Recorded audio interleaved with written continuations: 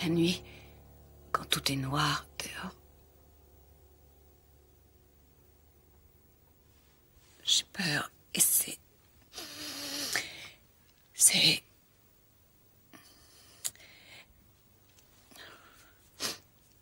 C'est terrible pour moi de me trouver toute seule. Je fais des cauchemars.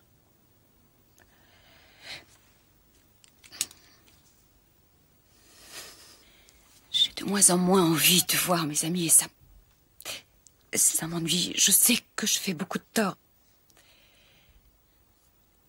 à ma famille. J'ai peur pour notre avenir à tous et pour le mien surtout. Candy... Je ne sais pas ce qui m'arrive. Je me croyais normale et posée. Je menais une vie tranquille. J'étais très stable, un peu effacée et tout d'un coup, j'ai basculé.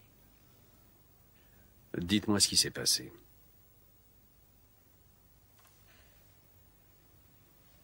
Plus rien ne me semble solide. Je doute de tout. Racontez-moi ce qui s'est passé.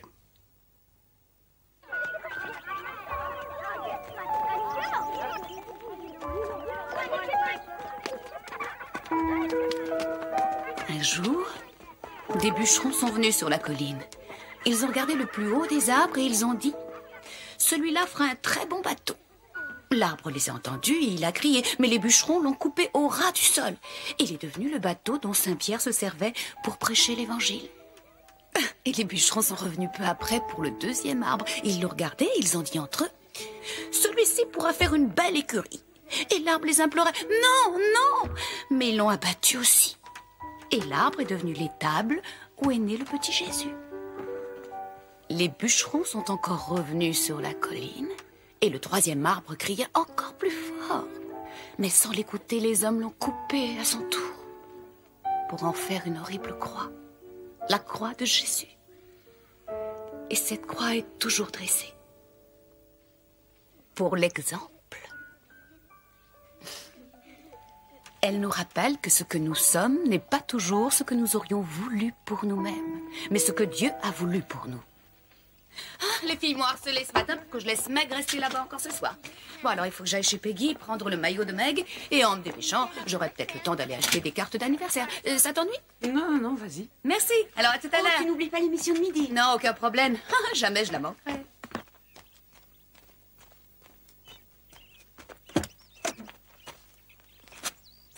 Et dans la nuit, Washington est arrivé. Où est maman? Elle sera là. Elle l'a promis.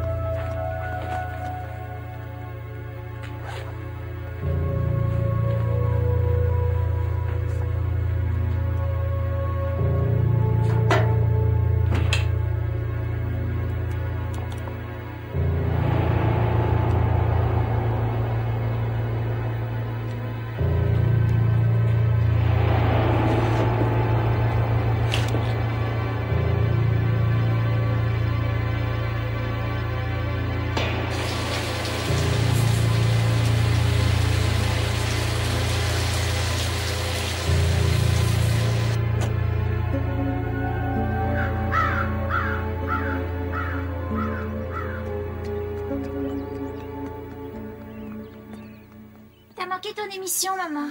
Je suis navrée, chérie. Je suis passée chez Peggy et on a échangé les dernières nouvelles. J'ai cru que j'avais le temps d'aller acheter mes cartes d'anniversaire et puis, une fois arrivée là-bas, j'ai vu que ma montre ne marchait plus. Excuse-moi, ma chérie. Ça fait rien.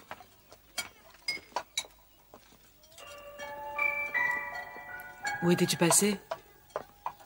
Je t'ai gardé de quoi manger. Je suis allée chez Peggy et on s'est mis à parler de tout. J'ai regardé ma montre et j'ai cru que j'avais le temps d'aller chercher mes cartes au magasin.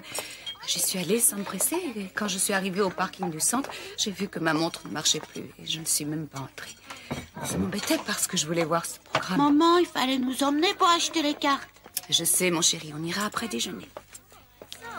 C'est le maillot de Meg qui m'a mise en retard. Ça fait rien. Oh, mon chéri, ta maman a dit que tu n'aimais pas nager sous l'eau. Alors elle m'a donné des bonbons pour toi.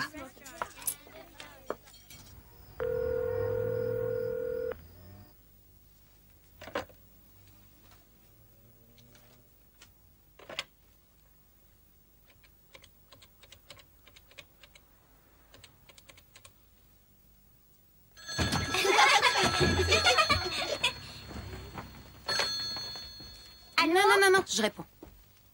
Allô? Laisse maman. Candy, c'est Stan.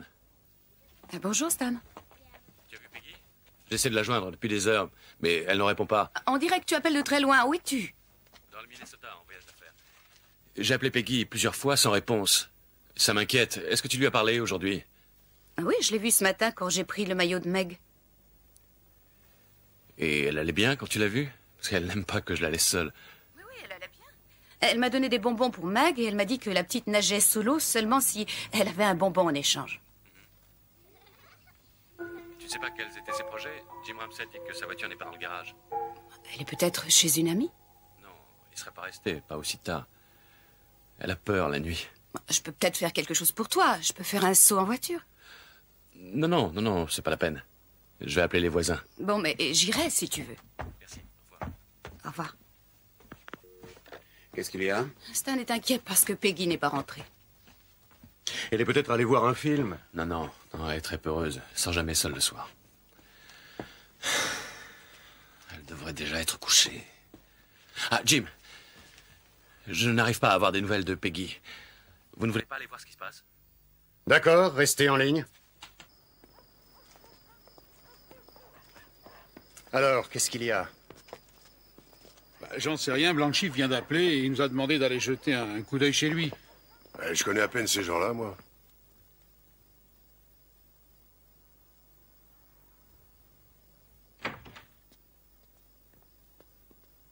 Tiens, la porte n'est pas fermée.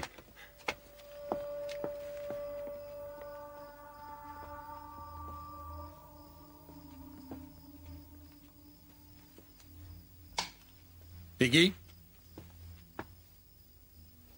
Peggy? Peggy?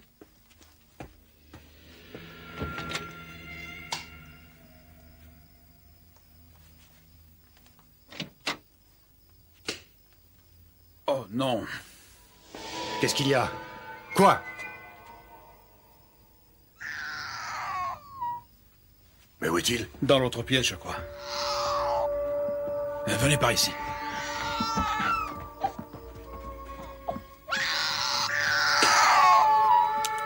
Voilà.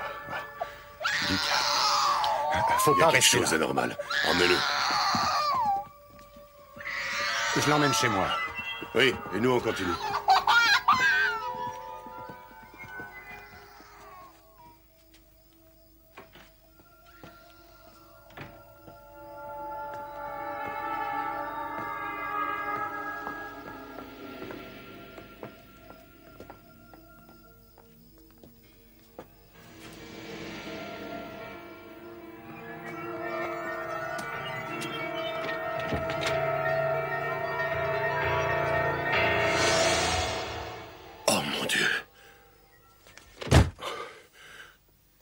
Non, n'y allez pas.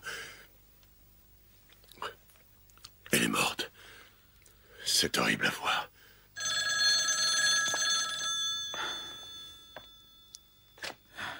Oui, allô? Vous l'avez trouvé? C'est terrible. Mais le bébé est indemne. Peggy, comment est Peggy? Je suis désolé, Stan.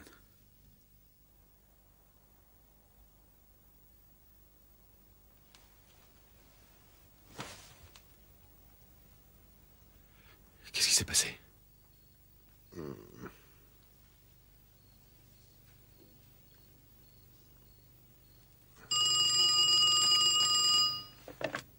Oh, c'est bien le moment. Allô? J'avais peur et j'avais bien raison. Peggy est morte.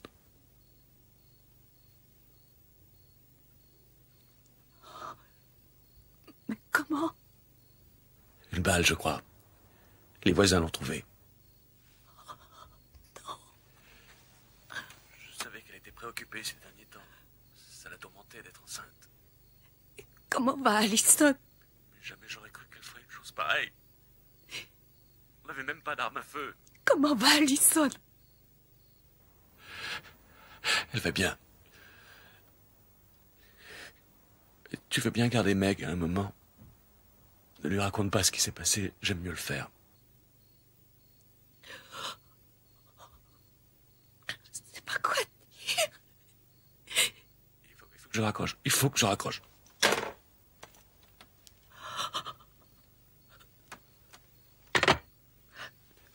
Elle est morte?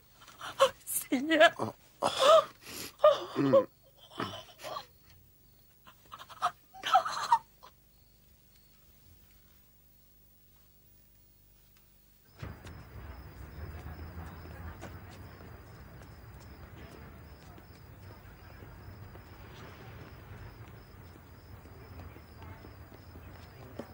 Les voilà qui arrivent.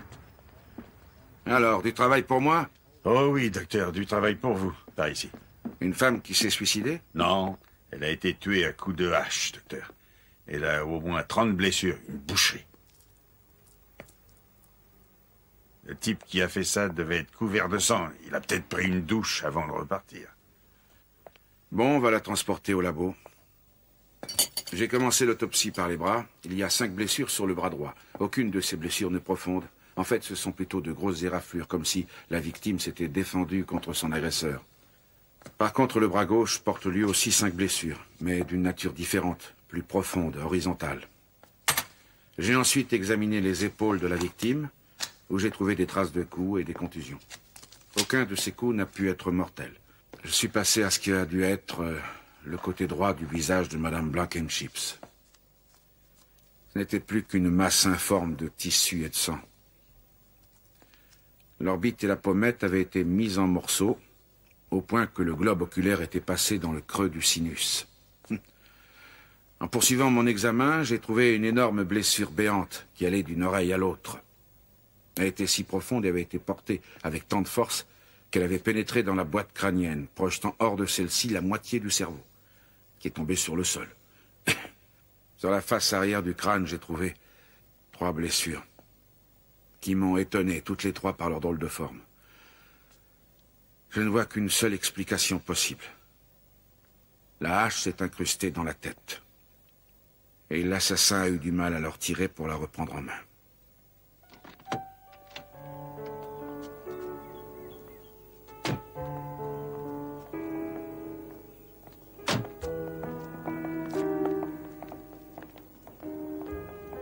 Ma chérie.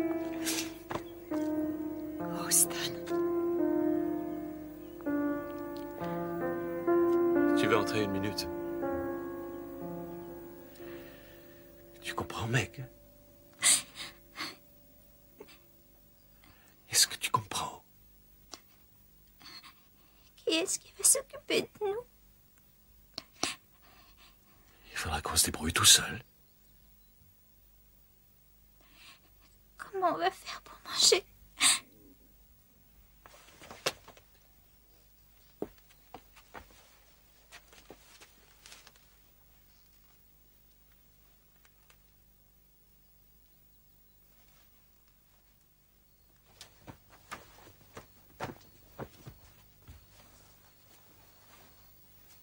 Comment tu t'es fait cette éraflure? Dans la cuisine. Tu sais comme je suis maladroite.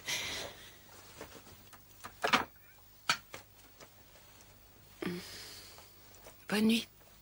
Bonne nuit.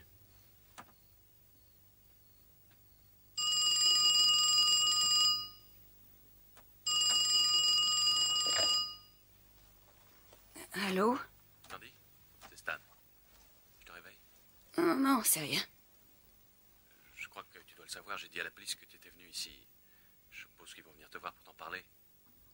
Entendu, merci. Bon, au revoir.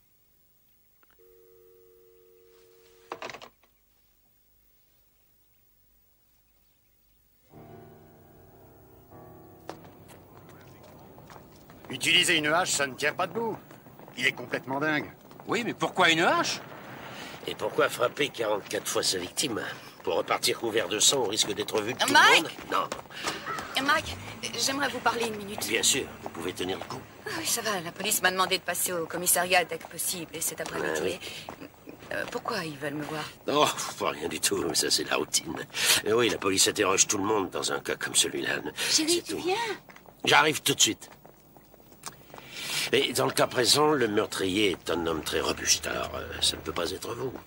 C'est clair. Merci. Ne vous en faites pas. Madame Morrison, on voudrait que vous nous disiez ce que vous avez fait et ce que vous avez vu vendredi. Le plus petit détail peut nous être utile. Entendu. D'abord, j'ai conduit mes enfants au catéchisme et je suis repartie de l'église immédiatement. J'étais chez Peggy autour de 10 heures. Elle était en train de boire un café tout en cousant quelque chose. Une étoffe jaune. Mais elle a posé son ouvrage et alors on a bavardé, on a parlé des enfants, de l'école. Et ensuite, après un moment, on est sortis pour jouer avec leur chien. Ils venaient d'avoir une portée de petits très mignons. Et après avoir joué quelques minutes, on est retourné à l'intérieur. J'ai pris le maillot de Meg et Peggy m'a donné une serviette rouge foncé. Et aussi un petit paquet de bonbons pour récompenser Meg si elle mettait la tête sous l'eau. Elle ne le ferait pas autrement. Qu'est-ce que vous portiez? J'avais une blouse marron et un jean bleu clair. Et comme chaussures? Des tennis blancs. À semelles de caoutchouc? Je vous demande pardon? Des semelles de caoutchouc? Oui. Vous avez ces chaussures? Non, pas sur moi. On aimerait les voir pour les comparer aux empreintes qu'on a pu relever dans la maison. Je vous les apporterai. Acceptez-vous de vous soumettre à un test sous hypnose? Vous retrouverez peut-être quelque chose, n'importe quoi. Oui, bien sûr, si vous croyez que je pourrais vous être utile. Merci, vous êtes très aimable. Candy, je vous présente monsieur et madame Merriweather, les parents de Peggy. Bonjour, madame. Je voudrais tellement pouvoir faire quelque chose pour vous. Merci, enchantée de vous connaître. Je connais le chemin, oui. Merci d'être venu.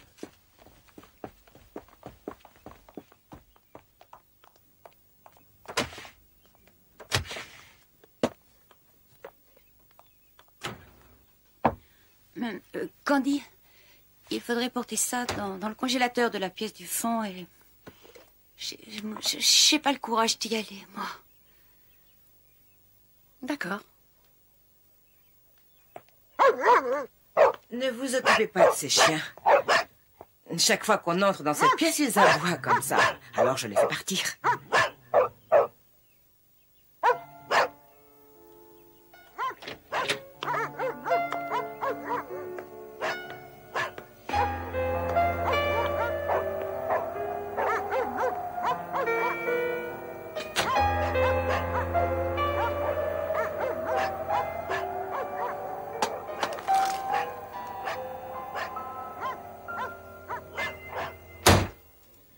Bon, alors, parlons du congélateur. Il y a une trace de main, et on a eu de la chance. On a pu relever l'empreinte d'un pouce.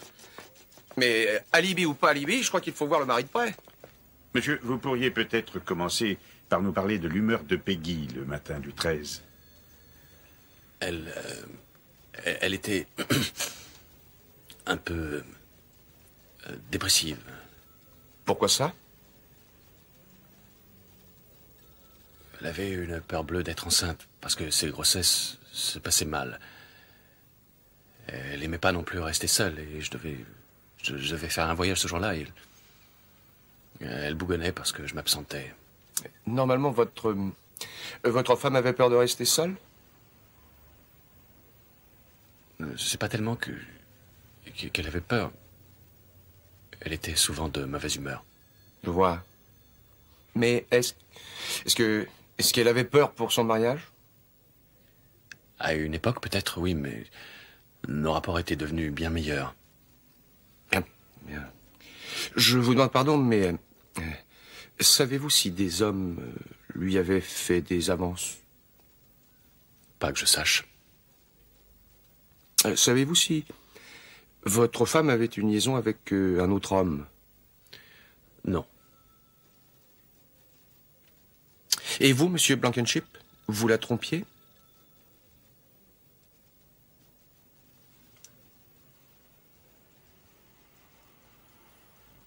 Oui. Ah. Avec Candy Morrison. Si vous deviez vous décrire, qu'est-ce que vous diriez? J'aime rendre service, m'occuper des fleurs de l'église, des œuvres pour les pauvres. J'aime bien prendre soin des malheureux, comme recueillir un chaton abandonné et le nourrir jusqu'à ce qu'il se débrouille sans moi. Je suis bonne cuisinière, bonne épouse et bonne mère. Vous vous décrivez par rapport aux autres. Ce que je voudrais savoir, c'est ce qui vous rend heureuse, vous.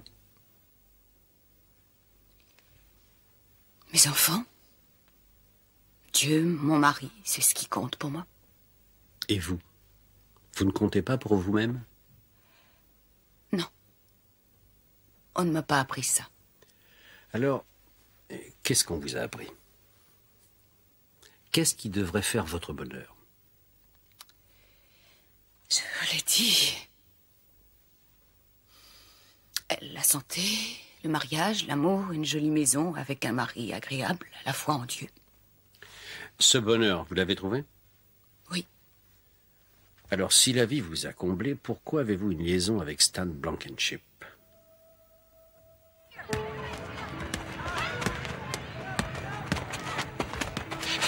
On ne peut pas occuper le même terrain et au même moment. En fait, je n'avais jamais été attirée par ce garçon. Puis brusquement, tout a changé. Et j'ai eu envie de lui. Alors, quelle va être ta décision? Comment? Quelle va être ma décision? Tu vas avoir une liaison avec lui? Ah oui, je vois très bien ce qui va se passer. Je vais avoir un amant, en plus de la maison, de mes œuvres, du travail à l'église et tout le reste. Ouais. J'ai envie de rêver un peu, une dose infinitésimale de rire, mais c'est tout. Je te jure, ça n'est pas plus.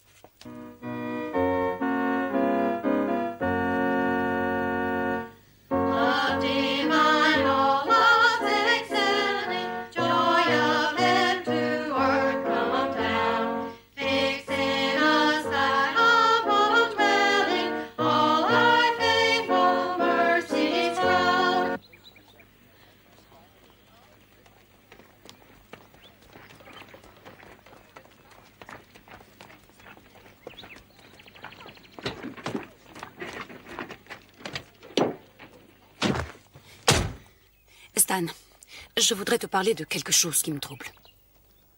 Oh? Je me sens attirée vers toi et je n'arrive pas à m'en empêcher, alors je voulais te l'avouer. Je ne sais pas trop quoi dire. Oui, j'y pense même en dormant, alors il fallait que je te le dise pour me sentir en paix.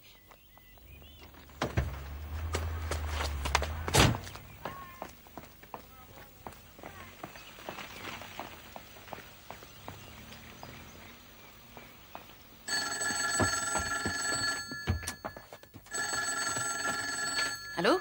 Allô, Candy? C'est Stan. Ah, bonjour, comment vas-tu? Bien, merci, ça va. Dis donc, il faut que j'aille à Alette demain. On pourrait peut-être déjeuner ensemble? Et parler de ce que tu m'as dit. Oui, très bien, où on peut se voir? Je te propose le salon de thé qui est derrière le parc de stationnement. À 1h? 1h, parfait. À demain. À demain. Je crois que le plus important pour moi actuellement, ce sont mes cours de narration. J'adore écrire ces petites histoires. Ah oui, et de quoi il parle? Oh, de n'importe quoi. J'aimerais découvrir le vrai moi-même.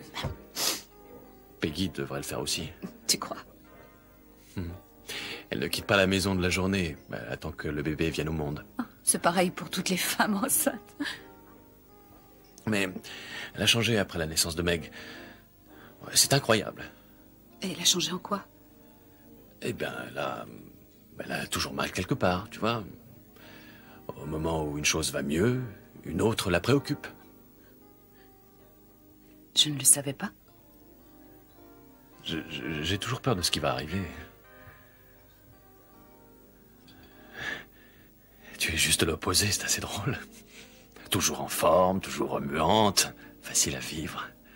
Je te dirai quelque chose, tu me comprendras mieux. Mon père était dans l'armée, jamais il ne restait en place plus d'1 an. Et j'ai appris très jeune que les ennuis ne doivent pas nous abattre le moral. Et s'ils le font, on ne doit jamais le laisser voir.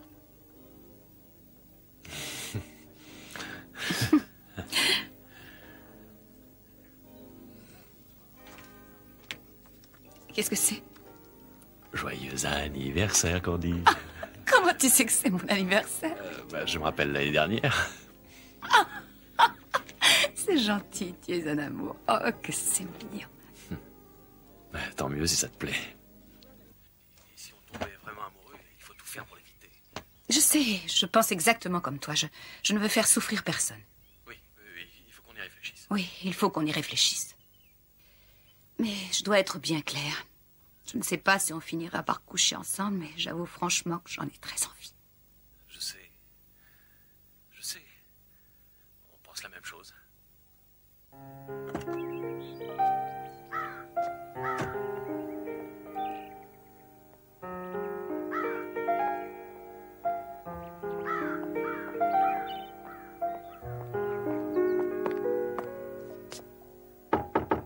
Entrez.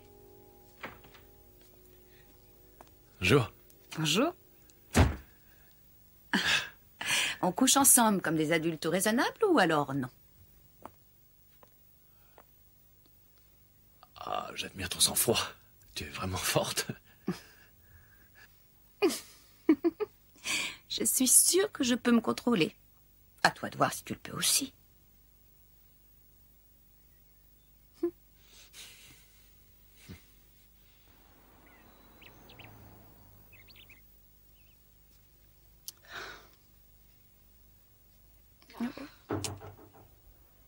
C'est ouvert.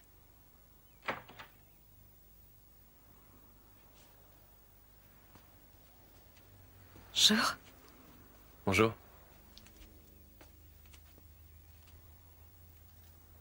Oh. J'ai préparé le déjeuner.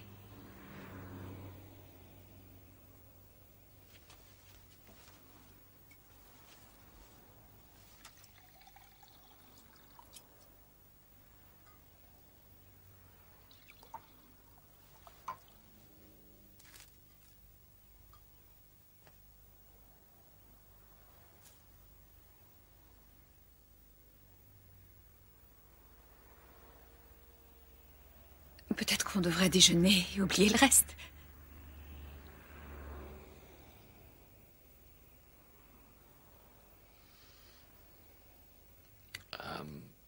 Tu veux qu'on reste assis ici? Oui, j'aimerais.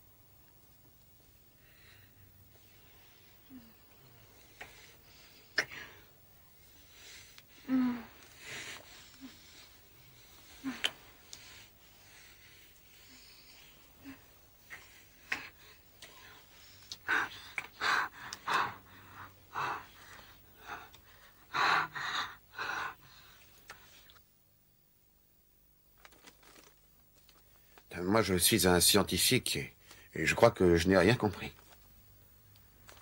Je pense que c'est bien, mais... Enfin, ça me dépasse. C'est peut-être de l'imagination. Seigneur.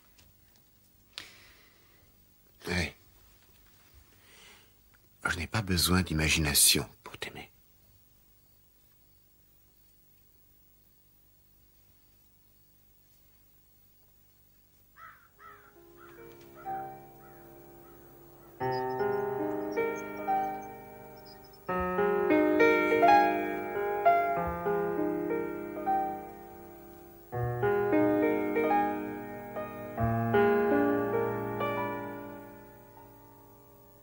Peut-être qu'on s'apporte réciproquement ce qui nous manque dans nos mariages. Et peut-être qu'on pourrait vérifier comment on le supporterait si on cessait de se voir quelques semaines. Après, on verrait bien. On pourrait se rencontrer une fois par mois, plutôt que tous les 15 jours. Oui, puisque tu me laisses décider moi-même, alors je décide. Désormais, on ne se voit plus. Bon, c'est d'accord pour moi. Je tiendrai le coup. Tu sais qu'on restera bons copains. Oui.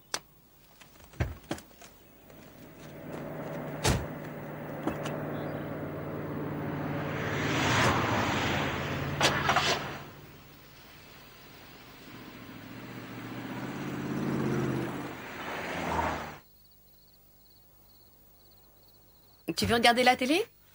Non. Non, merci.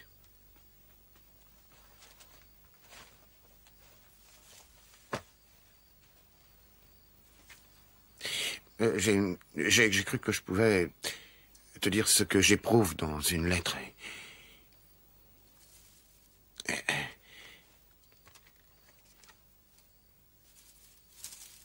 Je veux pas te gêner, je vais m'asseoir tout seul là-bas pendant que tu lis. Tu pourras me rejoindre après si tu veux.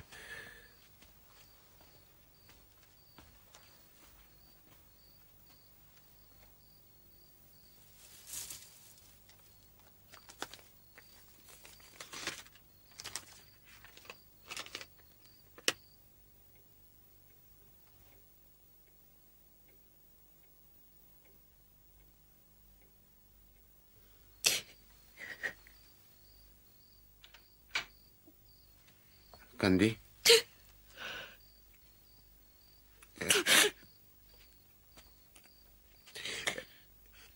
J'ai trouvé les lettres de Stan dans le tiroir de ta commode.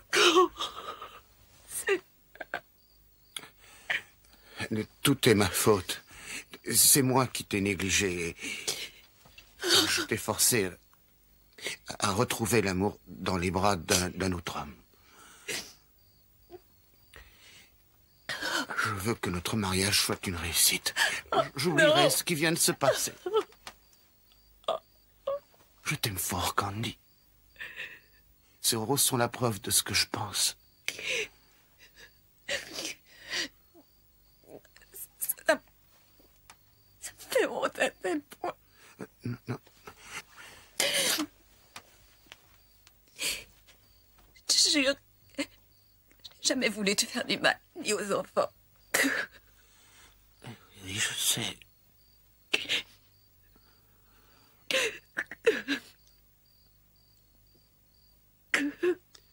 Pourquoi avez-vous honte? À cause d'Ed, j'ai commis un adultère. Auriez-vous eu honte si vous n'aviez pas été surprise? J'avais trompé Ed. C'était mal. Il n'y a pas de quoi être fier de moi. Vous ne pensiez pas à Ed quand vous alliez rencontrer Stan. Votre vie était monotone et vous cherchiez de la distraction. Vous ne pensiez qu'à vous-même. Vous m'avez dit que vous vous considériez comme une bonne mère et une bonne épouse. Cette liaison ne s'accorde pas avec l'image que vous m'avez donnée de vous. Je ne suis pas parfaite. Mais je ne suis pas méchante. N'est-il pas possible que le véritable vous, l'être que vous êtes au fond, soit plus compliqué que le simple idéal qui vous tient à l'esprit? Si vous permettez, Madame Morrison, nous passons en revue Les amis de la victime et de sa famille. Oui, je comprends. Je ferai tout mon possible. Merci. C'est embêtant, mais c'est indispensable. C'est très aimable à vous d'être passé nous voir, madame. Oh, pas de problème. Je sais que vous avez des enfants qui vous attendent à la maison. Nous allons tout faire pour vous garder le moins longtemps Mais possible. je suis à votre disposition. Merci. Je dois vous poser des questions personnelles, si ça ne vous ennuie pas. Non, non, pas du tout. Madame Morrison, qu'éprouvez-vous pour votre mari? Je l'aime. Avez-vous des problèmes sérieux dans votre mariage? Non, ça marche bien. Est-ce que l'un de vous deux trompe l'autre? Je suis sûre de mon mari. Quel est-il de vous? Je l'ai trompé. Avec qui?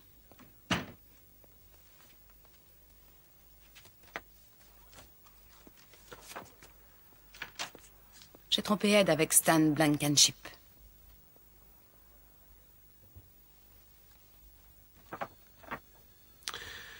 Madame, vous pouvez le constater, nous n'employons pas une tactique qui puisse vous faire peur ou vous attirer dans un piège. Mais vous devez être honnête au sujet de cette liaison avec Stan Blankenship. D'accord. Étiez-vous furieuse contre Stan? Parce qu'il voulait arrêter les frais. Non, je savais que ça finirait. Mais vous avez tué Peggy Blankenship, c'est vous? Non. Non, c'est complètement fou. C'est vous, hein? Vous êtes une meurtrière.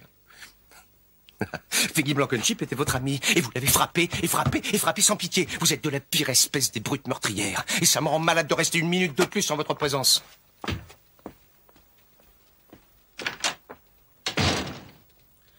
Je crois qu'il y a quelque chose que vous avez envie de me dire. Je vous écoute. Je ne l'ai pas tué. Oui, mais le jury peut croire le contraire. Si moi, je lui montre que c'est votre empreinte, et si je lui prouve que les traces trouvées dans la maison des Blankenship proviennent de vos chaussures, j'aimerais conserver ça un moment. Et j'aimerais aussi avoir celle que vous portiez ce jour-là. C'est trop facile. Vous me manipulez pour me faire admettre que je l'ai tué. Bien. Si je me trompe, je vous devrai des excuses. Eddie! Je suis là, chérie. Il croit que je l'ai tué.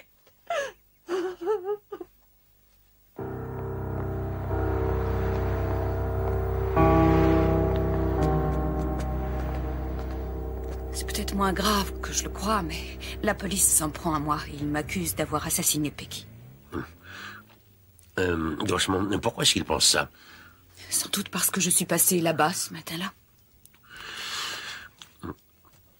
Il faut que tu parles à Mike de ta liaison. Comment ça, une liaison avec qui? Eh bien, Non, attendez. Ne m'en dites pas plus. Avant tout, il faut que ce soit moi qui vous défende. D'accord? Autrement dit, nous devons conclure un engagement formel. Selon les formes légales. Vous avez votre carnet de chèques? Faites un chèque de $100 à un moment. Signez-le, datez-le et précisez l'heure exacte. Ensuite, faites-moi une faveur. Portez ce chèque à ma secrétaire et restez dans son bureau quelques minutes pour me laisser le temps de m'entretenir avec Candy, sans témoin. Oui, très bien. Entendu.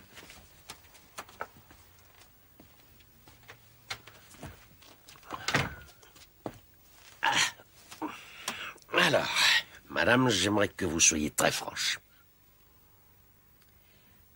J'ai eu une aventure avec Stan Blankenship. Vous avez eu une aventure avec Stan Blankenship. Très bien, alors, il est nécessaire que vous me racontiez ça depuis le premier jour. Une minute. Si vous permettez, il serait bon que mes assistants l'entendent aussi. Oui, bien sûr. Bien.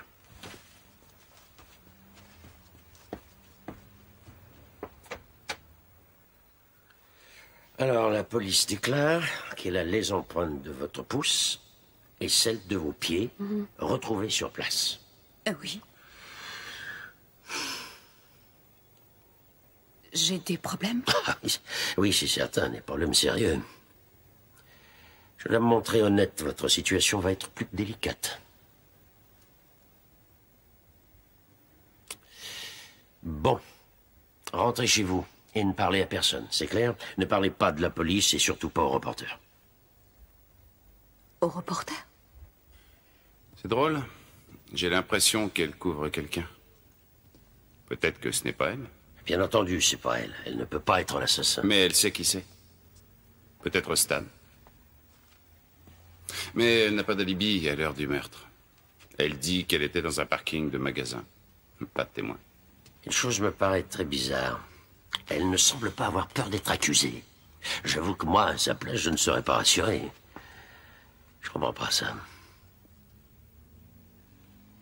Allô, Candy? Ici, c'est Mark Rivers. Je voudrais bien vous parler seul à seul. D'accord, quand? Tout de suite. Je pars immédiatement. Voilà, personnellement, je sais que vous n'êtes pas l'assassin, mais j'admets que si la police vous accuse, c'est qu'il doit avoir une raison. Tenez, si ça vous dit quelque chose, servez-vous. Merci. J'ai ouvert une autre boîte de biscuits, j'espère qu'ils seront bons. En fait, je pense que la police n'a pas assez de charges réelles pour vous inculper et qu'ils exercent une pression sur vous pour essayer de vous faire craquer. Et c'est moi, votre avocat. Et à moi, il ne faut pas me mentir. Vous comprenez ça? Je viens de vous dire que je suis sûr que vous n'êtes pas l'assassin. Mais je crois que vous savez qui c'est. Alors, si vous connaissez l'assassin, si vous le couvrez, dites-le moi. Non. Alors, soyez sincère. Est-ce que c'est Stan? Il faut que vous me le disiez. Vous avez vu quelque chose qui vous fait peur? Racontez-moi tout. Stan n'y est pour rien. Et comment êtes-vous sûr qu'il n'a pas tué Peggy? Parce que c'est moi. Quoi? Je l'ai tué. Je l'ai tué. Je l'ai tué.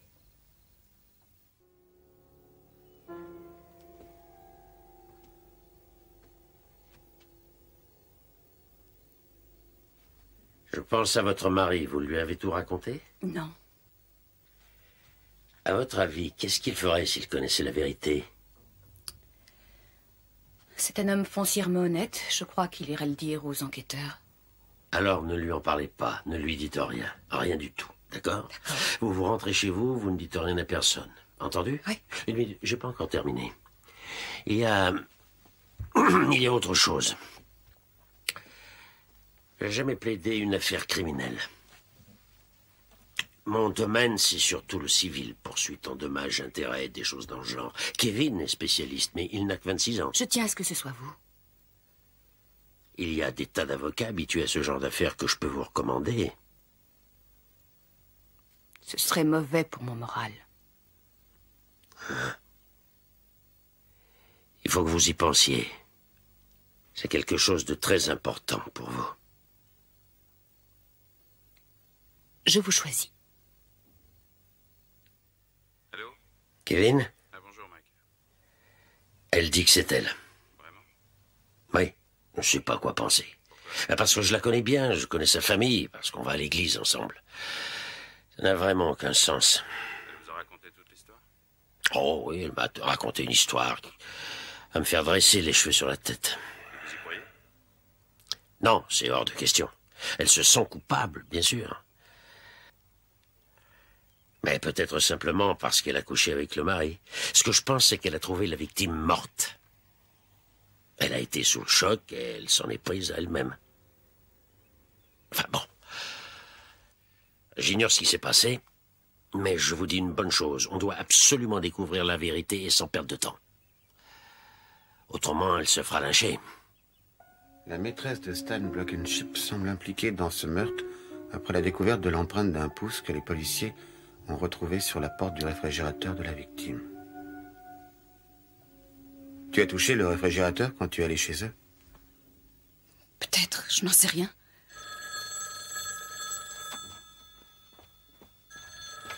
Allô? Ah, bonjour Mike. Très bien, merci de m'avoir prévenu. Au revoir.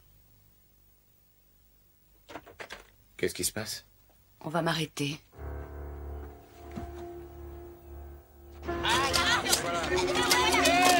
Quelle foule! Quelqu'un a dû prévenir la radio et la télé, on ne m'en avait pas parlé. Ne vous laissez pas démonter. Restez calme et ne répondez à personne.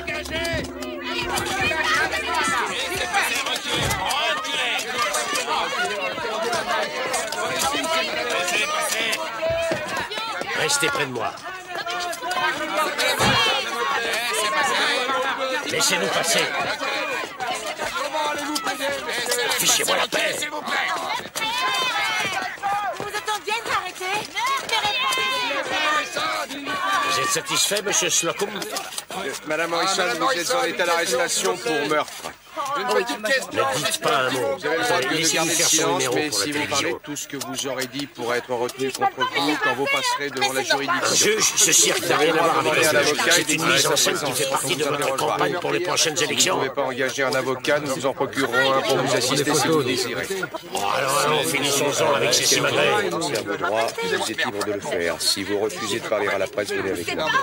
Vous ne pouvez pas l'accompagner. C'est ma cliente. Passez par la porte latérale. Ne dites pas un mot, Candy, n'ouvrez pas la bouche, ne leur dites rien. Ne laissez pas votre voiture ici. Allez-y.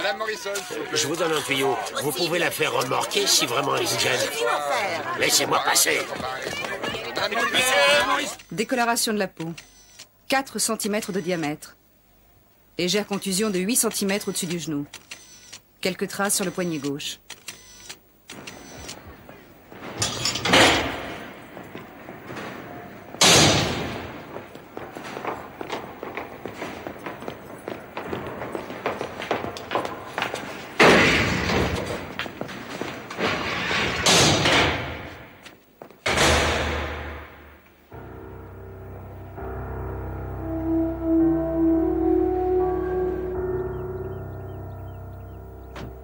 Comment allez-vous plaider?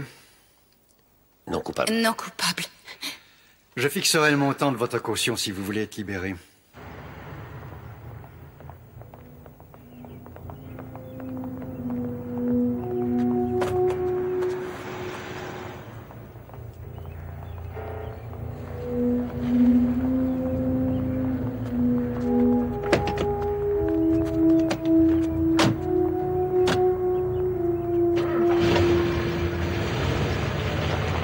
Avant de commencer, et puisque vous n'avez encore jamais été hypnotisé, une chose est absolument formelle.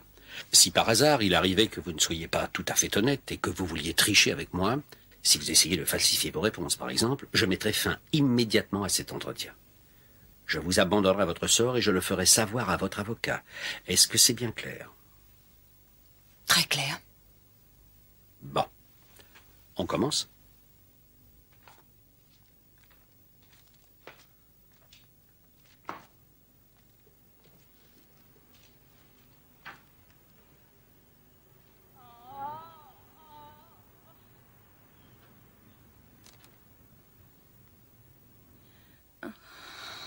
Vous êtes dans la buanderie avec Peggy. Vos pensées et vos sentiments sont très forts. Si forts qu'il faut que vous les exprimiez. 1, 2, ils sont de plus en plus forts. 3, exprimez-les, Candy. Qu'est-ce que vous éprouvez? De la haine? Oui, vous la haïssez? Alors exprimez vos sentiments. Ils sont de plus en plus forts. Allez. Vous la haïssez? Quoi?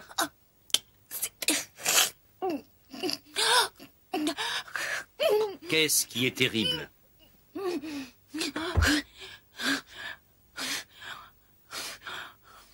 Très bien. Détendez-vous. Détendez-vous. Bon, quand je compterai jusqu'à 3... nous reprendrons la scène. Laissez-vous bien aller surtout. 1, 2, 3.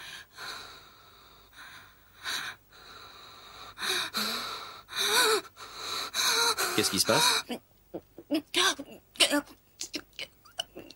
Il faut revivre cette scène. Qu'est-ce qui se passe? Dites-le-moi. Allons. Qu'est-ce qui se passe?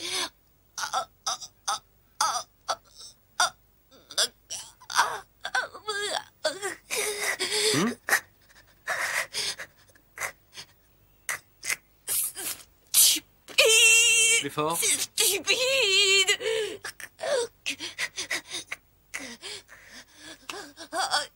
Qu'est-ce que tu veux?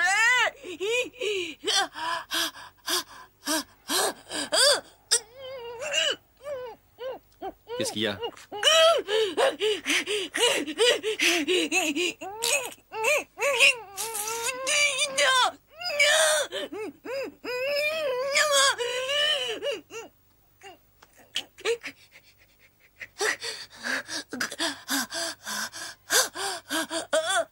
Laissez-moi aller, je veux pas de lit. Laisse-moi sortir, je veux pas de lit. Laisse-moi m'en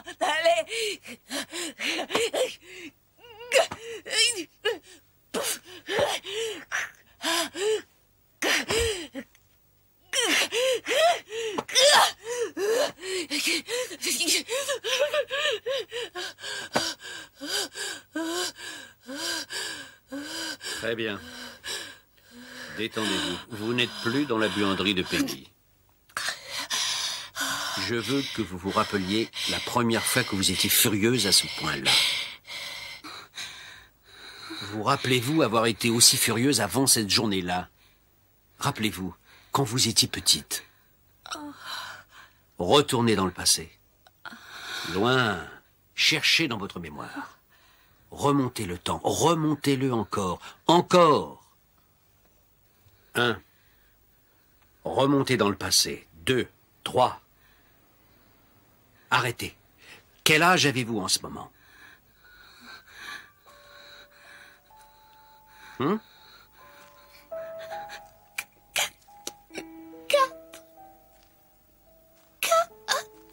4 ans? Très bien. Alors racontez-moi.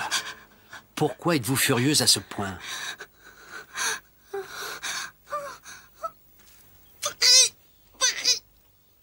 Tricher? Comment vous sentez-vous en ce moment? Mal. Qu'est-ce que vous allez faire? Je le casse. Je le casse. Casser? Le bocal. Vous allez casser un bocal? Vous l'avez cassé? Qu'est-ce qui se passe à présent?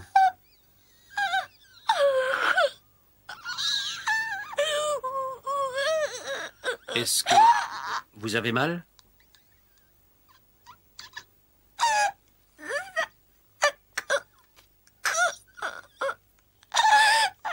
Vous vous êtes fait mal?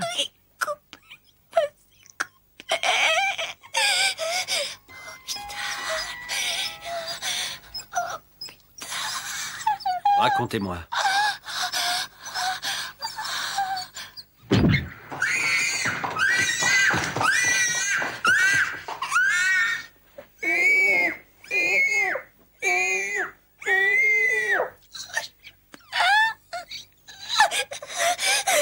Vous voulez crier?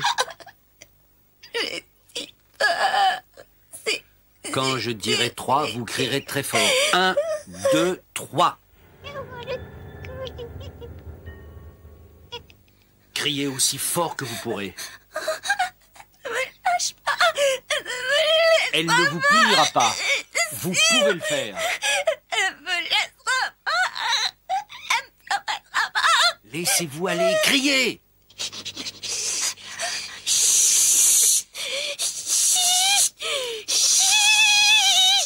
Quand je dirai 3, faites ce que vous avez envie de faire. 1, 2, 3.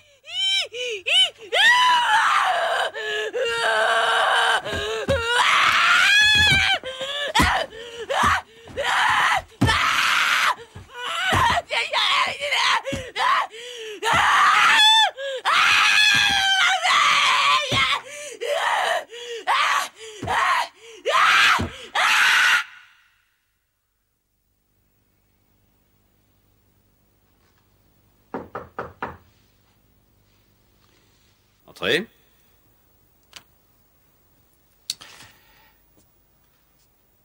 Alors, qu'est-ce que vous en pensez? C'est elle. Je n'ai pas encore tous les détails, mais c'est elle, comme elle vous l'a avoué.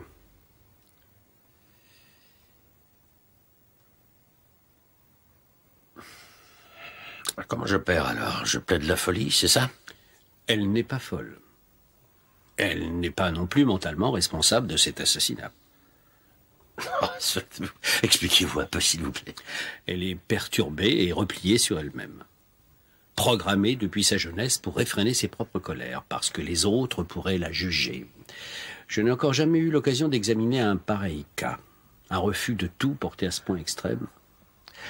Mais elle n'est pas folle. Si elle montrait une anomalie, ça pourrait m'intéresser de poursuivre l'étude de son cas. Mais elle n'a rien de tel. Alors ça, c'est le comble. Une femme massacre sa voisine à la hache, en pleine hystérie, mais elle n'est pas folle. Comment je vais expliquer ça, moi, à un jury, docteur? Les juges ne pourront jamais le comprendre. Cette femme a vécu pendant 3 jours après ce drame comme s'il ne s'était rien passé d'anormal. C'est toujours comme ça dans les cas dont je viens de vous parler. La prévenue et son avocat soutiennent qu'elle est innocente. Ils accusent le procureur d'être poussé par des motivations politiques liées à la proximité des élections. En effet, le mandat du procureur arrivera à échéance dans quelques semaines et le détenteur actuel du poste sera soumis à réélection. Si vous avez lu les journaux ou regardé la télé, vous savez tous qu'une liaison amoureuse est mêlée à ce drame. Madame Morrison a commis une faute. Toutefois, ce n'est pas pour cette faute qu'elle est jugée ici. Je ne vous demande pas de lui pardonner, et elle non plus. Mais je vous demande de prendre votre décision en fonction des éléments objectifs qui vous ont été présentés sans tenir compte des implications sentimentales.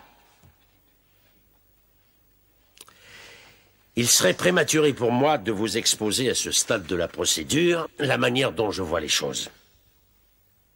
Mais il y a une vérité qui s'impose à nous, et qui constitue la base même de ce procès.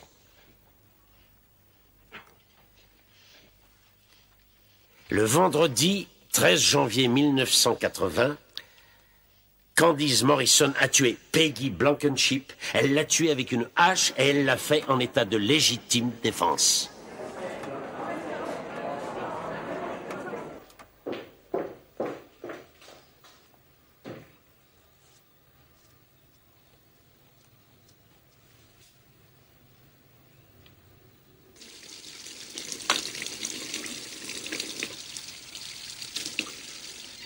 Alors, vous avez déjà dit au jury que vous connaissiez l'accusé depuis à peu près 2 ans et demi, c'est bien exact? Oui. On chantait dans le chœur et on faisait partie du directoire de la paroisse. On jouait aussi dans l'équipe de volley-ball du patronage. Dites-nous si vos relations personnelles avec l'accusé ne sont pas devenues plus intimes qu'une simple participation aux activités de la paroisse. Oui, c'est exact.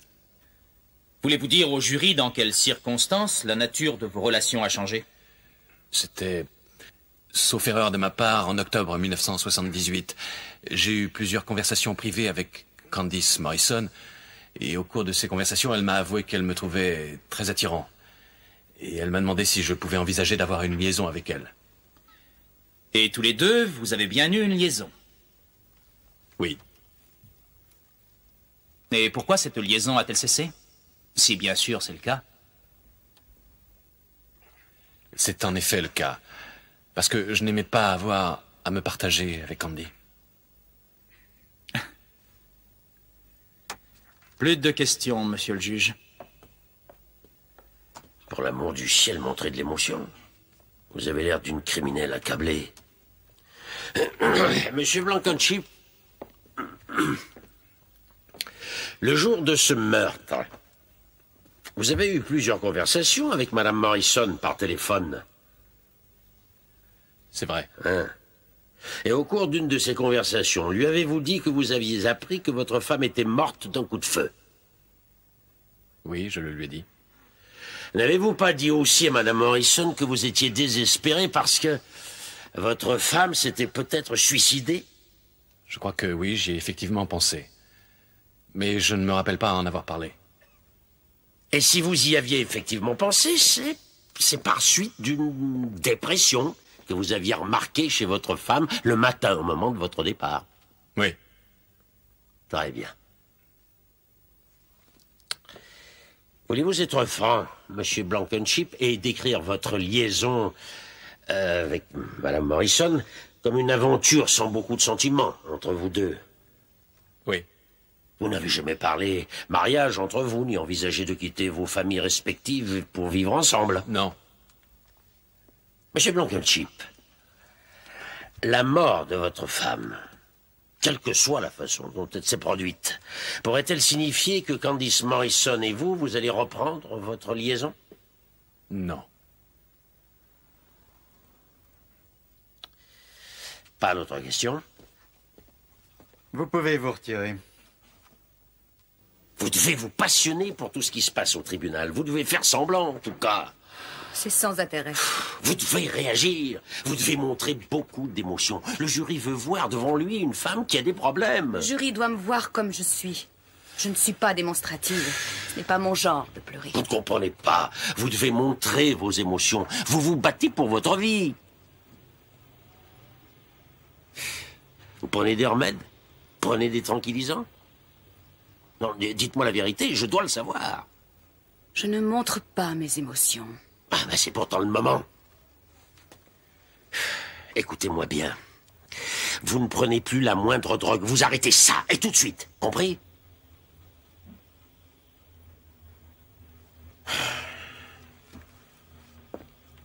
Votre petit copain Stan Blankenship, lui, il a l'air d'un fantôme à la barre. Le jury commence à se demander si vous aussi, vous n'en êtes pas un. Kevin, venez par là. J'ai une question à vous poser. Après examen des affreuses et nombreuses blessures que vous avez exposées en détail au jury, pouvez-vous nous dire, avec un maximum de probabilité, quelle est la cause exacte de la mort de Peggy Blankenship? Bien sûr. Quelle est votre opinion? Le décès de la victime a été le résultat des graves blessures qu'elle a reçues à la tête, blessures portées par une arme à la lame tranchante. Plus de questions.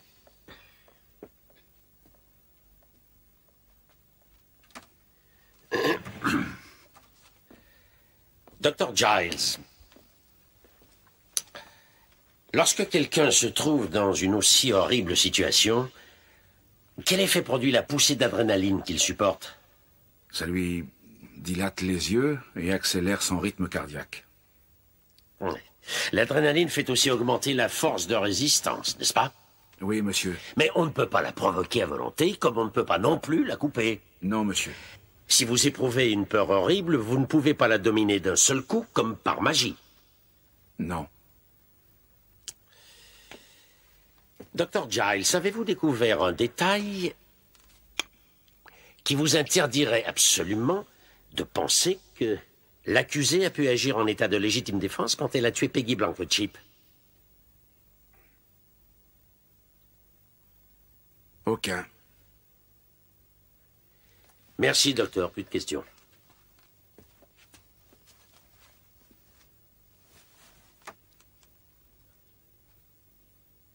Le meurtre de Peggy Blankenship vous apparaît comme un crime qui aurait été réalisé avec beaucoup de soin. Je ne suis pas sûr de comprendre votre question. Il y avait des empreintes un peu partout dans la maison. Non, pas à ma connaissance. Il n'y avait pas d'empreintes? Pas partout dans la maison. Ah, mais il y avait des empreintes de l'auteur du crime. C'est exact. Et aussi des cheveux. Oui, monsieur.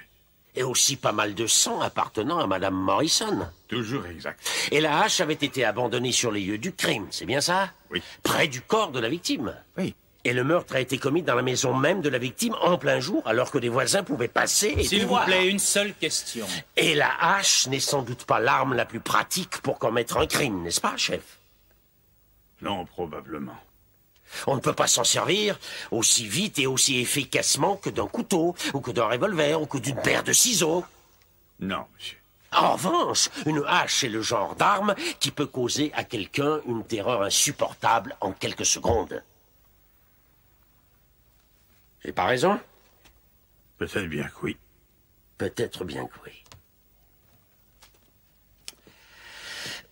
Chef McAllister, Si vous aviez projeté le meurtre de Madame Peggy Blankenship, auriez-vous imaginé de commettre ce crime en prenant aussi peu de précautions ou de soins? Je n'y suis pour rien. Pas d'autres questions. Pas de questions. Vous pouvez vous retirer. Vous pouvez appeler vos témoins, Monsieur Rivers. Oui, la défense est prête, votre honneur. Nous appelons le docteur Bursley. Quand Madame Morrison a évoqué les événements de son enfance au cours de mon examen, elle s'est montrée craintive. C'était terrible. Parce que elle révélait des sentiments qu'elle n'avait jamais exprimés. La colère, la rage de ne pas pouvoir crier à sa guise, la peur. Pour moi, cette situation avait un rapport direct avec l'explosion de rage absolument irrationnelle de cette sinistre journée de janvier 1980, après un mouvement initial de légitime défense provoquant tous ces coups de hache. Lorsque quelqu'un a maîtrisé ses colères durant des années et que soudain tout remonte à la surface, il devient enragé. Excusez-moi, docteur. Votre honneur, j'aimerais vous demander un ajournement du procès à demain matin. La journée est encore loin de son terme, Monsieur Rivers. Ce serait dommage d'ajourner des présents débats sans raison vraiment valable. Très bien, votre honneur. Toutefois, je souhaite interrompre le témoignage du docteur Bursley pour rappeler à la barre la défendresse. Mais je ne crois pas que ma cliente soit capable de témoigner en ce moment précis. 10 minutes de suspension.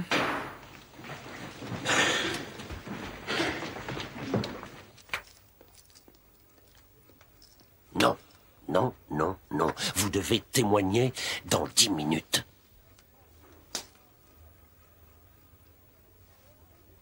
Vous devez vous extérioriser. Vous devez montrer au public ce que vous pensez et les amener à penser comme s'ils étaient vous.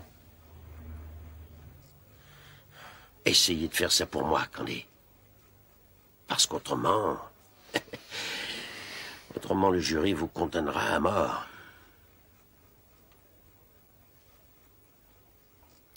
Oui, je sais que vous êtes épuisé, je le sais. C'est une pénible épreuve. Mais je sais aussi que vous êtes très forte. Alors reprenez-vous pour vous battre jusqu'au bout et ne pas laisser tomber, jamais. Allons-y et montrez à tout le monde que vous n'avez pas peur.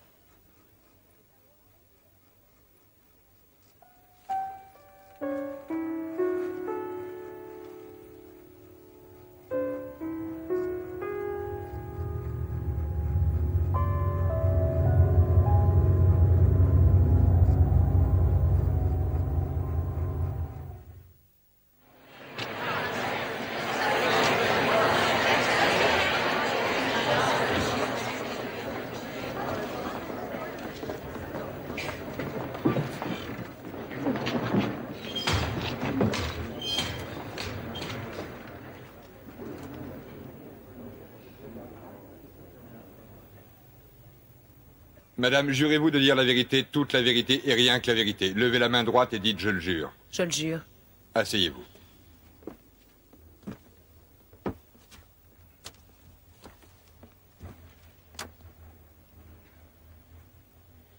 Madame Morrison.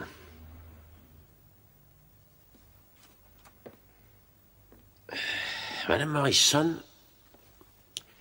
y avait-il quelque chose de particulier le vendredi 13 janvier 1980 quand vous vous êtes réveillé le matin? Non.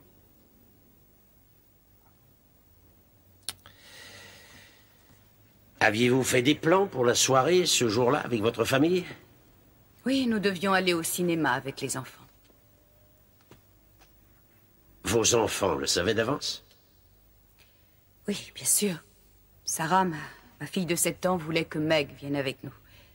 Meg, c'est la fille de Madame Blankenship, c'est ça? Oui. J'ai été d'accord. J'ai promis de demander à sa mère. Avez-vous téléphoné à Madame Blankenship avant l'heure où vous êtes parti pour la voir chez elle? Non. Alors elle ne savait pas que vous deviez venir? Non. Bon, Madame Morrison, voulez-vous nous répéter, s'il vous plaît, pourquoi vous vous êtes déplacé pour aller voir Madame Blankenship? Je savais que Meg devait apprendre à nager, alors je suis allée prendre son maillot de bain. Et je voulais aussi confirmer qu'elle pourrait passer la nuit à la maison après le film.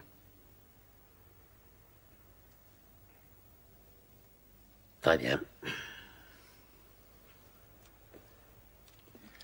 Vers quelle heure êtes-vous arrivé chez les Blankenship?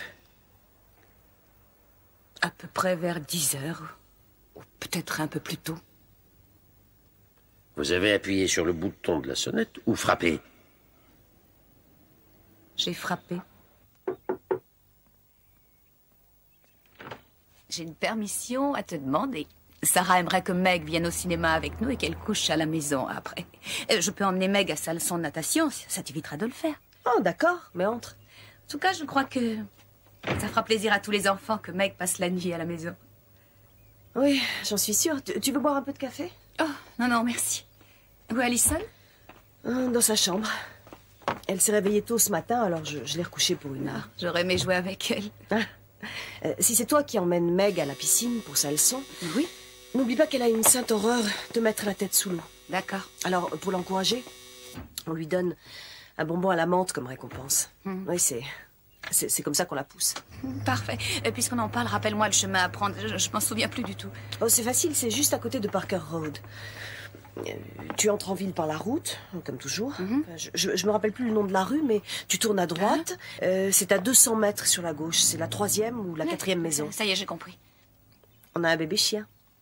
Vous avez un bébé chien et tu ne me le montres pas? Il a déjà plusieurs semaines. Oh, j'aimerais le voir. Comment il s'appelle? Chito. Chito. Tu es très mignon, Chito. J'adore les bébés chiens. Chito.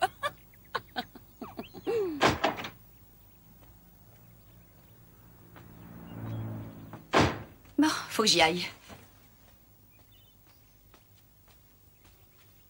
Tu me donnes le maillot de Meg?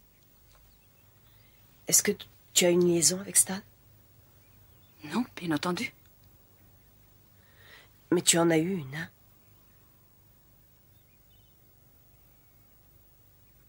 Oui, mais ça remonte tellement loin.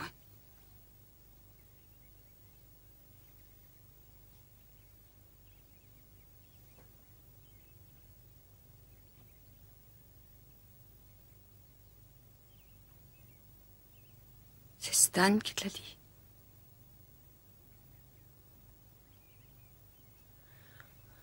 Tu veux bien m'excuser une minute, s'il te plaît?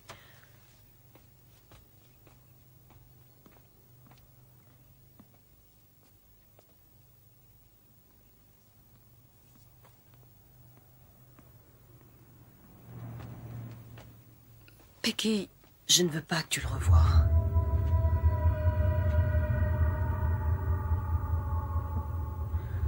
Il est à moi. Mais c'est fini depuis très longtemps. Après ça, on ne se voit plus. Voyons, c'est ridicule. Je ne cherche pas à te le prendre. Alors ne t'approche plus de lui.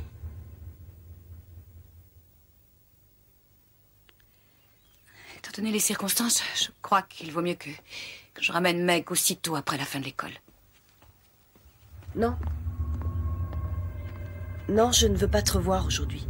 Garde Meg, emmène-la au cinéma comme prévu et ramène-la demain. Je vais chercher sa serviette de bain dans sa chambre et puis tu peux aller prendre son maillot dans la buanderie.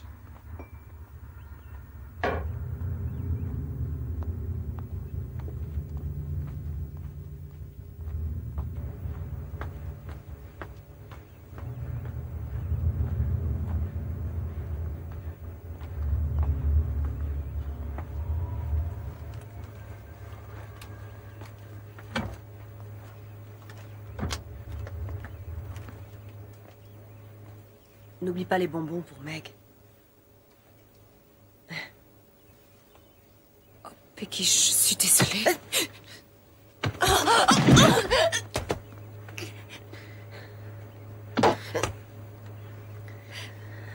Tu ne peux pas me le prendre. Je vais avoir un autre bébé et tu ne peux pas me le prendre. C'est stupide. Je ne veux pas de Stan.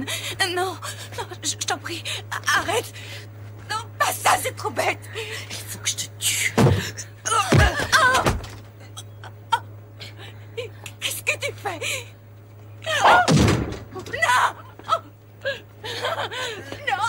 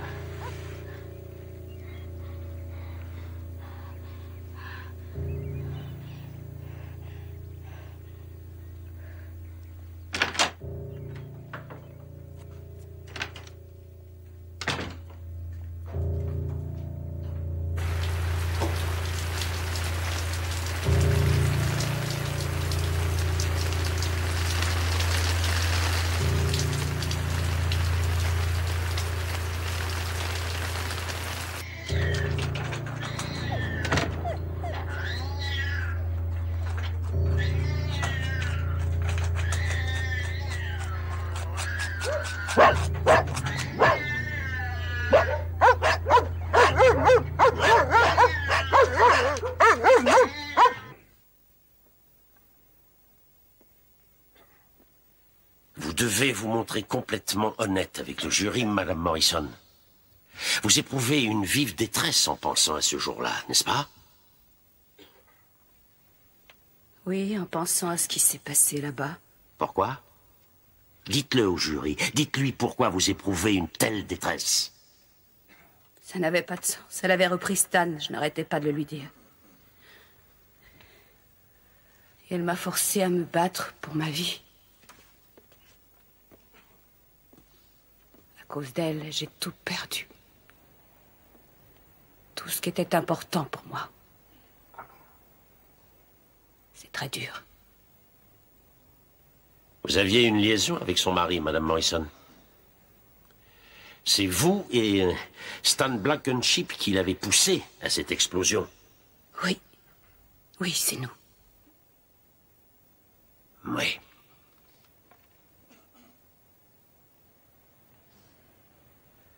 En allant chez Peggy Blankenship ce matin-là, vous aviez l'intention de la tuer à coups de hache.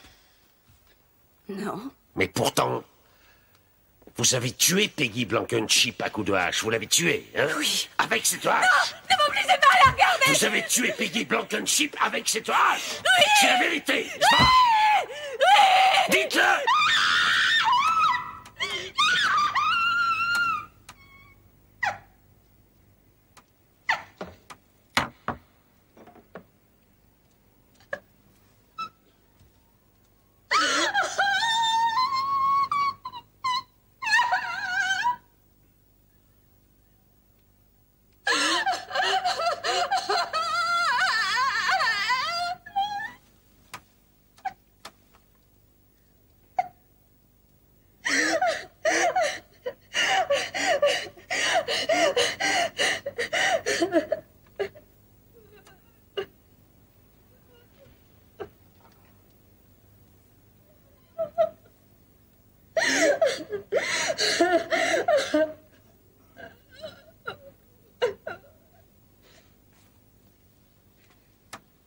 Plus de questions.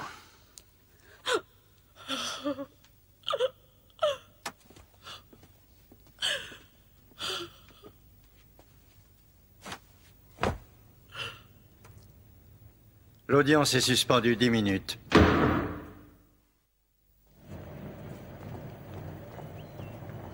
Si une personne est attaquée à coups de hache, elle a le droit d'utiliser cette hache contre son agresseur quand elle se trouve en danger. Rien de ce que nous avons entendu au cours de ce pénible procès ne contredit le fait que Madame Morrison a été attaquée et qu'elle s'est trouvée en danger. Rien ne nous permet de supposer qu'elle ne nous ait pas dit la vérité. Madame Morrison instinctivement a fait face au danger qui la menaçait. Et elle s'est battue de toutes ses forces, mesdames et messieurs. Et elle s'est battue pour sauver sa vie, car la survie, c'est la loi de base, la loi fondamentale qui régit toutes les créatures. Je sais que dans cette affaire, il y a des détails qui vous tourmentent. Je serais complètement fou de ne pas le reconnaître. Mais rappelez-vous bien, mesdames et messieurs, vous êtes ici pour veiller à ce que la justice soit rendue. La justice. Vous n'êtes pas là pour exercer une vengeance, ni pour essayer de satisfaire la foule et son goût du sang.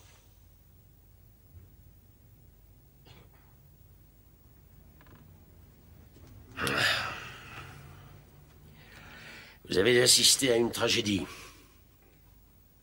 Comme il en arrive quelquefois. Mais les faits réels et matériels ne nous apportent pas la solution parce que cette tragédie ne se résume pas en faits matériels. John Steinbeck a écrit un jour: il existe parmi nous des hommes qui vivent une expérience que les autres ne peuvent pas connaître. Et peut-être que c'est le cas dans ce procès. Nous n'avons pas le moyen de sonder le fond d'une âme, ni même de tenter de le faire. C'est le type d'expérience que vous et moi ne pourrons sans doute jamais connaître, ni comprendre. Mais ce que vous devez voir, c'est que l'accusation n'a rien prouvé. Il existe en faveur de l'accusé un doute raisonnable.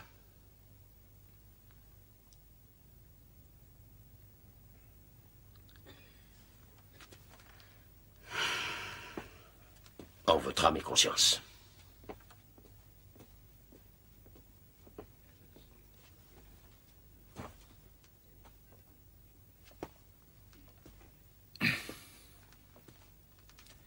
Madame Morrison doit être considérée comme ayant raconté toute la vérité devant nous.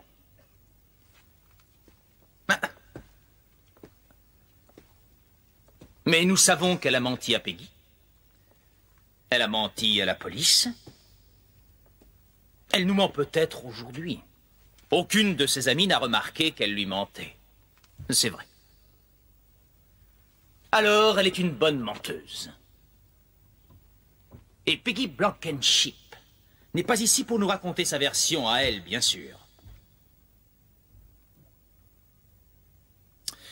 Si vous êtes attaqué et que vous vous battez pour vous défendre, vous n'avez ensuite rien à cacher. Mais tout ce qu'a fait Madame Morrison après son crime a démontré exactement le contraire. Vous ne donnez pas 41 coups de hache sans vous rendre compte de ce que vous êtes en train de faire. Peggy Blankenship, à un moment quelconque de la bagarre, s'est évidemment montrée hors d'état de continuer son action. Mais l'accusée ne s'est pas arrêtée, sachant très bien ce qu'elle faisait. Elle a continué d'abattre sa hache. Elle l'a même abattue plus de 40 fois. Alors comptez dans votre tête jusqu'à 40. C'est long, vous verrez. Et ce sont ces derniers coups qui ont causé la mort de Peggy Blankenship. Oui. C'est ce que les faits nous ont appris à tous. C'est sur la base de ces faits indiscutables que vous devez juger. Merci. Merci. Quelqu'un veut du thé? Non, prenez quelque chose, Candy. Ils discutent seulement depuis 2 heures. Ça peut être encore long.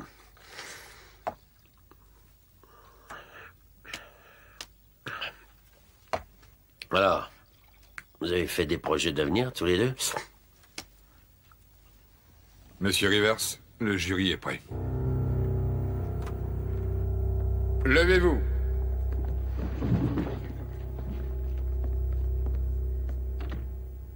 Asseyez-vous, mesdames et messieurs. Je tiens d'abord à être bien clair avec les avocats, les parties et les spectateurs. Quand je vais lire le verdict rendu par le jury, je ne veux aucune réaction de quiconque dans la salle, quel que puisse être le verdict. Je ne veux ni cri, ni mouvement. Ne croyez pas que je me méfie spécialement de vous, ce sont les instructions que je répète chaque fois. Faites entrer le jury.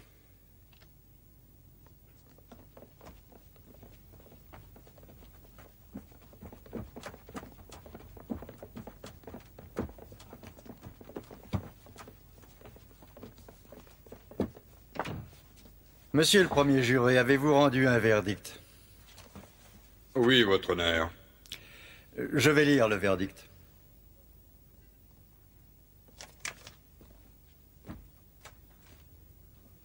Accusé, levez-vous, je vous prie.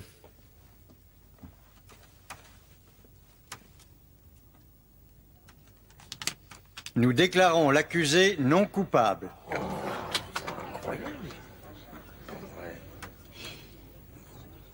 Les membres du jury qui viennent de rendre ce verdict voudraient bien me l'indiquer en levant la main droite. Pour le procès-verbal, monsieur le greffier, tous les membres du jury ont levé la main. En conséquence, l'accusé est libéré. L'audience est levée. Merci, Mike. Vous avez été formidable. Et bon travail, Mike. Félicitations, Camille.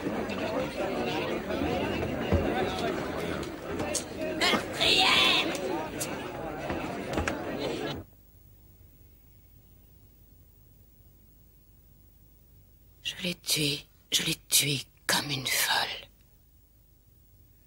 Oh. Ça aurait pu nous arriver à tous, de la même façon. Ça ne vous est pas arrivé, mais à moi. Je l'ai tué. Oh, c'est facile de me dire que je n'avais pas de moyen de me sauver autrement. Mais la manière dont j'ai réagi, c'est terrifiant. Parce que je l'ai assassiné.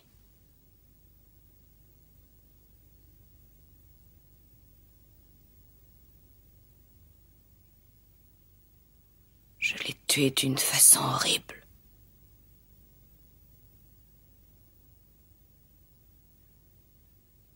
C'est affreux, ça. Pourquoi? Parce que c'est affreux. Vous voulez le cacher? J'ai essayé. J'ai essayé. Il faut que vous vous pardonniez à vous-même, comme le jury l'a fait. C'est réglé légalement, mais ça n'est pas tout.